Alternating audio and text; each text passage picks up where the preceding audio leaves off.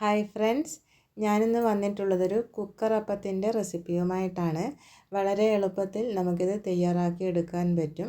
വളരെ കുറഞ്ഞ ചേരുവകൾ ചേർത്തുകൊണ്ട് തയ്യാറാക്കി എടുക്കുന്ന ഈ കുക്കർ അപ്പം എങ്ങനെ എളുപ്പത്തിൽ തയ്യാറാക്കി എടുക്കുന്നെന്ന് കാണാം. ഇതിനു വേണ്ടി 1 കപ്പ് അളവിൽ പച്ചരി ഒരു പാത്രത്തിലേക്ക് ഇട്ട് കൊടുക്കുന്നുണ്ട്. പാത്രത്തിലേക്ക് ഇട്ട് കൊടുത്തതിന് ശേഷം നമുക്കിതിലേക്ക് വെള്ളം ഒഴിച്ച് നന്നായിട്ട് തന്നെ കഴുകിയെടുക്കണം.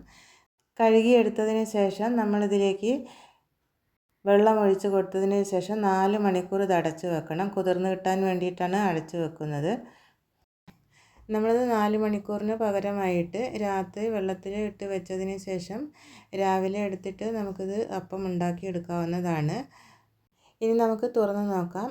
4 മണിക്കൂറിന് ശേഷം നന്നായിട്ട് തന്നെ അരി കുതിർന്ന് കിട്ടിയിട്ടുണ്ട്. ഇനി നമുക്ക് ഇതിലുള്ള വെള്ളം ഊറ്റി കളഞ്ഞതിന് ശേഷം മിക്സിയുടെ ജാറിലേക്ക് ഇട്ട് കൊടുക്കാം. അരിയുടെ കൂടെ ഇനി നമുക്ക് ഇതിലേക്ക് ചോറിട്ട് കൊടുക്കണം. ഒരു 2 ടേബിൾ സ്പൂൺ അളവിൽ നന്നായിട്ട് വെന്തിട്ടുള്ള ചോറ് ഇട്ട് കൊടുത്തിട്ടുണ്ട്. ഇനി 1/2 ടീസ്പൂൺ അളവിൽ ജീരകം ചേർത്ത് കൊടുക്കുന്നുണ്ട്. 4 ഏലക്കായ ചേർത്ത് കൊടുക്കണം. ഏലക്കായയുടെ തൊലി കളഞ്ഞതിന് ശേഷം ഇതിലേക്ക് ചേർത്ത് കൊടുത്തിട്ടുണ്ട്. 1/4 ടീസ്പൂൺ അളവിൽ ഉപ്പ് ചേർത്ത് കൊടുത്തിട്ടുണ്ട്. ഇനി നമുക്കിതിലേക്ക് വെള്ളം ഒഴിച്ച് കൊടുക്കണം. 1 കപ്പ് അളവിൽ വെള്ളം ഒഴിച്ച് കൊടുത്തിട്ടുണ്ട്. 1 കപ്പ് നിറച്ച് വെള്ളം ഒഴിച്ച് കൊടുത്തതിന് ശേഷം നമുക്കിത് അടച്ച് വെച്ചിട്ട് അരച്ചെടുക്കാം. നല്ലതുപോലെ അരച്ചെടുത്തിട്ട് വരാം. ഇനി നമുക്ക് ഈ അരച്ചെടുത്തിട്ടുള്ള മാവ് ഒരു ബൗളിലേക്ക് ഒഴിച്ച് കൊടുക്കാം. ബൗളിലേക്ക് ഒഴിച്ച് കൊടുത്തതിന് ശേഷം നമുക്കതൊരു സൈഡിലേക്ക് വെക്കാം. അടുത്തതായി നമുക്കൊരു പാത്രം അടുപ്പിൽ വെക്കാം. പാത്രത്തിലേക്ക് ശർക്കര പൊട്ടിച്ചെടുത്തത് 1 കപ്പ് അളവിൽ ഇട്ട് കൊടുത്തിട്ടുണ്ട്. 1/2 കപ്പ് വെള്ളം ഒഴിച്ചതിന് ശേഷം നമുക്കിത് നന്നായിട്ട് തന്നെ ഒന്ന് ഉരുക്കിയെടുക്കാം. 250 ഗ്രാം ശർക്കരയാണ് എടുത്തിട്ടുള്ളത്. നമുക്ക് മധുരത്തിന് ആവശ്യമായിട്ടുള്ള ശർക്കര എടുത്താൽ മതിയാകും. നന്നായിട്ട് തന്നെ ഉരുകി വരുന്നുണ്ട്. ഈ സമയത്ത് നമുക്കൊരു കുക്കർ അടുപ്പിൽ വെക്കാം. കുക്കർ ചൂടായി വരുന്ന സമയത്ത് ഇതിലേക്ക് 1 ടേബിൾ സ്പൂൺ അളവിൽ നെയ്യ് ഒഴിച്ച് കൊടുക്കുന്നുണ്ട്.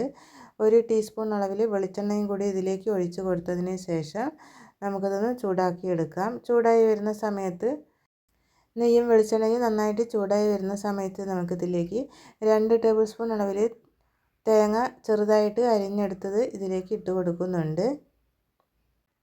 തേങ്ങാക്കൊത്ത് ഒന്ന് ഇളക്കി കൊടുത്തതിന് ശേഷം നമുക്കിത് മൂപ്പിച്ചെടുക്കണം. ഇനി ഇതിലേക്ക് ഒരു 5 ചെറിയുള്ളി ചെറുതായി അരിഞ്ഞതിന് ശേഷം ചേർത്ത് കൊടുത്തിട്ടുണ്ട്. ഇതും ഇളക്കി കൊടുക്കാം. 1 മിനിറ്റ് ഒന്ന് ഇളക്കി കൊടുത്തതിന് ശേഷം നമുക്ക് ഇതിലേക്ക് കുറച്ച് ഉണക്കമുന്തിരി ചേർത്ത് കൊടുക്കാം. അതിനുശേഷം നമുക്കിതൊന്ന് നന്നായിട്ട് വഴറ്റിയെടുക്കാം. തേങ്ങാക്കൊത്തും ചെറിയുള്ളിയും ഉണക്കമുന്തിരി നന്നായിട്ടൊന്ന് മൂത്ത് വന്നിട്ടുണ്ട്. ഇനി നമുക്കിതിൽ നിന്ന് കുറച്ച് കോരി മാറ്റി വെക്കാം. നമ്മൾ നേരത്തെ അരി അരച്ചിട്ട് വെച്ചിരുന്നു. അതിലേക്ക് നമുക്ക് ശർക്കരപ്പാനി ഒഴിച്ചു കൊടുക്കണം. ഇനി ശർക്കര ഉരുക്കി വെച്ചിരുന്നത് അരിപ്പയിലൂടെ നമുക്ക് അരിച്ചെടുക്കാം. ഇതുപോലെ അരിച്ചെടുക്കുന്നത് കൊണ്ട് ശർക്കരപ്പാനിയിലുള്ള കല്ലും മണ്ണും മറ്റും ഉണ്ടെങ്കിൽ അത് പോയി കിട്ടും. നമ്മൾ ഈ മാവിലേക്ക് ചൂടോടുകൂടി ഒഴിച്ചു കൊടുക്കുന്ന സമയത്ത് പെട്ടെന്ന് തന്നെ ഇളക്കി കൊടുക്കേണ്ടതാണ്. ഇനി നമുക്കിതൊന്ന് നന്നായിട്ട് തന്നെ ഇളക്കി കൊടുത്ത് മാവ് റെഡിയാക്കി എടുക്കാം. ശർക്കരപ്പാനി മാവിൻ്റെ എല്ലാ ഭാഗത്തും എത്തുന്ന രീതിയിൽ നന്നായിട്ട് തന്നെ മിക്സാക്കി എടുക്കാം. നമ്മൾ ഈ മാവിൽ ചൂടോടുകൂടി ഒഴിച്ചത് കൊണ്ട് കട്ട പിടിച്ചതുപോലെ ഉണ്ടാകും. പക്ഷേ നന്നായിട്ട് തന്നെ ഇളക്കി കൊടുത്ത് നമുക്കിത് യോജിപ്പിച്ചെടുക്കാവുന്നതാണ്.